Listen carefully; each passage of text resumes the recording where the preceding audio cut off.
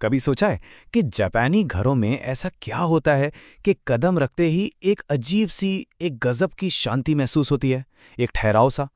जबकि अगर हम अपने घरों को देखें तो वो अक्सर गैर जरूरी चीजों से भरे होते हैं, है ना? और देखिए ये बात सिर्फ साफ सफाई की नहीं है। नहीं, इसके पीछे ना एक बहुत ही गहरा दर्शन छिपा है। एक सोच जो ये मानती है कि हमारे आसपास का जो माहौल है ना, वो असल में हमारे मन का ही तो आईना होता है। तो यहीं पर सोच का फर्क साफ नजर आता है। देखिए, एक तरफ तो हम हैं जो इस सोच के साथ जीते हैं कि अरे रख लो, शायद कभी काम आ जाए, और बस चीजें जमा करते रहते हैं। और फिर दूसरी तरफ एक ऐसी सोच है जो ये कहती है कि आपकी बाहरी दुनिया में हार्मनी यानी सामंजस्य तभी आएगा जब आपका मन अंदर से शांत होगा। और यकीन मानिए, ये सिर्फ कोई ख्याली बातें नहीं हैं। जरा एक पल के लिए सोच कर देखिए। घर में पड़ा हर एक गैर जरूरी सामान हमारे दिमाग में एक खुली हुई कंप्यूटर टैब की तरह है। ये सिर्फ जगह नहीं घेर रहा, ये लगातार हमारी मेंटल एनर्जी भी खा रहा है। और नतीजा? तनाव, बेचैनी।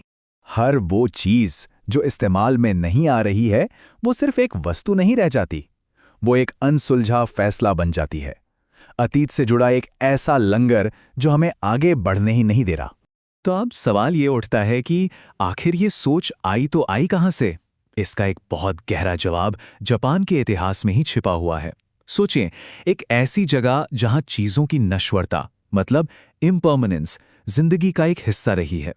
आप सोचिए, लगातार आने वाले भूकंप, सुनामी और आग, इन सब ने वहां के लोगों में एक बहुत गहरी समझ पैदा की कि भाई उन चीजों को इतनी मजबूती से पकड़कर रखने का क्या फायदा जो एक पल में राख हो सकती हैं। और इसी समझ ने उन्हें सिखाया कि जो जरूरी नहीं है उसे जाने दो, ताकि जो सच में मायने रखता है उसके लिए जगह बन सके। लेकिन एक मिनट, यहां जाने देना का मतलब ये बिल्कुल नहीं है कि चीजों को बेदिली से उठाकर फेंक दिया जाए। नहीं, बिल्कुल नहीं। ये एक बहुत ही सम्मानजनक और पूरे ध्यान से किया जाने वाला रिचुअल है, एक अनुष्ठान। जैसे कि ओसूजी, जो साल के अंत में होने वाली एक महासफाई है। पर ये सिर्फ झाड़ू पोंछा नहीं है। अरे ये तो घर और आत्मा दोनों को नए साल के लिए तैयार करने की एक स्पिरिचुअल प्रोसेस है। एक मौका है खुद को हील करने का, रिन्यू करने का।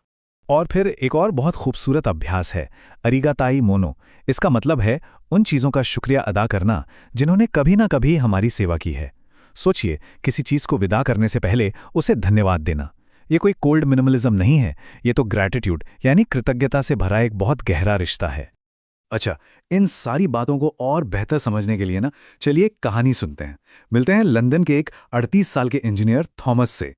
तो देखिए, थॉमस की जिंदगी में सब कुछ बढ़िया था। शानदार सैलरी थी, एक मॉडर्न अपार्टमेंट था। लेकिन एक प्रॉब्लम थी। उसका घर ना उन डिब्बों से अटा पड़ा था जिन्हें जस्ट इन केस यानी क्या पता कभी जरूरत पड़ जाए वाली सोच से रखा गया था। और फिर कहानी में ट्विस्ट आता है। उसका ट्रांसफर हो जाता है टोक्यो। टोक्यो में उसकी मुलाकात होती है एमी से, जो एक कैलीग्राफी टीचर थी। और एमी ने उससे एक ऐसी बात कह दी जिसने मानो उसकी पूरी सोच को ही हिलाकर रख दिया। उन्होंने कहा, थॉमस, जितना ज्यादा तुम अपने घर को भरते जाते हो, उतनी ही कम जगह तुम अपने लिए छोड़ते हो, सांस लेने के लिए। और ये शब्द, ये थॉमस को तीर की तरह चुभ गए। उसने उसी दिन से हर रात एक नियम बना लिया। वो एक एक चीज उठाता, उसकी सेवा के लिए उसे धन्यवाद देता और फिर पूरे सम्मान और कृतज्ञता के साथ उसे विदा कर देता। और जानते हैं क्या हुआ? हर एक जाती हुई चीज के साथ उसे ऐसा महसूस हो रहा था जैसे उसके सीने पर से कोई भारी बोझ उतर रहा हो। वो बहुत हल्का महसूस कर रहा था और पहले से कहीं ज्यादा प्रेजेंट यानी वर्तमान में जी रहा था। अब देखिए, थॉमस ने जो ये हल्कापन महसूस किया ना, वो सिर्फ सामान के कम होने से नहीं आया था। नहीं, वो एक बहुत ही खास जापानीज कॉन्सेप्ट को समझने से आया था। और वो है खालीपन की शक्ति। जापान में इसे कहते हैं माँ। ये क्या है? ये है चीजों के बीच की खाली जगह। जरा सोचिए, संगीत में दो सुरों के बीच का जो सन्नाटा होता है, या एक खूबसूरत पेंटिंग में कैनवास का वो खाली हिस्सा, ये खालीपन ही तो है जो हर चीज को उसका असली रूप और गहरा मतलब देता है। ये खालीपन काली नहीं है, ये पवित्र है।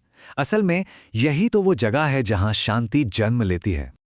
अक्सर क्या होता है, हम लोग खालीपन को अकेलेपन से या किसी कमी से जोड़कर देखते हैं, है ना? हमें उससे एक तरह का डर लगता है। लेकिन माँ की फिलॉसफी में यही खालीपन, शांति और एक नई शुरुआत का दरवाज़ा माना जाता है। और ये जो सिद्धांत है ना, ये सिर्फ घर की चीज़ों तक ही सीमित नहीं है, बल्कि आज की जो हमारी दुनिया है उसमें तो ये शायद और भी ज़्यादा रेलेवेंट और भी ज़्यादा ज़रूरी हो गए हैं। एक और बहुत गहरा कॉन्सेप्ट है जिसे कहते हैं दानशाही। इसके 3 हिस्से हैं: अनावश्यक चीज़ों को अपने जीवन में आने से मना करना, पुरानी चीज़ों को त्यागना और खुद को उन चीज़ों के जुड़ाव से अलग करना। और सबसे दिलचस्प बात जानते हैं क्या है? इसे मौत की तैयारी भी माना जाता है, ताकि जब कोई इस दुनिया से जाए तो अपने पीछे वालों के लिए चीज़ों का बोझ नहीं, बल्कि एक हल्कापन छोड़कर जाए। सोचिए, एक तरफ तो है चीज़ों का वो पहाड़ जो किसी के जाने के बाद दूसरों को समेटना पड़ता है, और दूसरी तरफ एक अच्छी तरह जी गई जिंदगी का वो सुकून भरा हल्कापन। ये अपने प्रियजनों के लिए प्यार जताने का शायद सबसे गहरा और आखिरी तरीका है। और जरा 1 मिनट के लिए सोचिए, ये सारे सिद्धांत सिर्फ भौतिक सामान के लिए नहीं है। हमारे फोन में पड़ी वो हजारों तस्वीरें, वो अनगिनत अनरीड मैसेजेस, इंटरनेट से मिली बेकार की इन्फॉर्मेशन, ये सब क्या है? ये डिजिटल और मानसिक क्लटर है। और इसने हमारे दिमाग को इस कदर भर दिया है कि अब कुछ नया सोचने या गहराई से महसूस करने की जगह ही नहीं बची है। सच तो यह है कि आज की दुनिया में असली लग्जरी पैसा नहीं, मन की शांति है। तो सवाल ये पूछना बहुत ज़रूरी हो जाता है कि हम ये जो इतनी सारी चीज़ें जमा कर रहे हैं, चाहे वो भौतिक हों या डिजिटल, इनसे हम अपने अंदर के किस खालीपन को भरने की कोशिश कर रहे हैं। एक बहुत पुरानी जापानी कहावत है जो कहती है, सिर्फ वही इंसान जो गैर ज़रूरी चीज़ें नहीं रखता, उसी के पास असाधारण के लिए जगह होती है। ये एक लाइन मानो इस पूरे दर्शन का सार है। तो क्यों ना हम भी अपने जीवन में थोड़ी जगह बनाएं, क्योंकि जो कुछ भी नया और बेहतरीन आने वाला है, उसे आने के लिए जगह तो चाहिए होगी।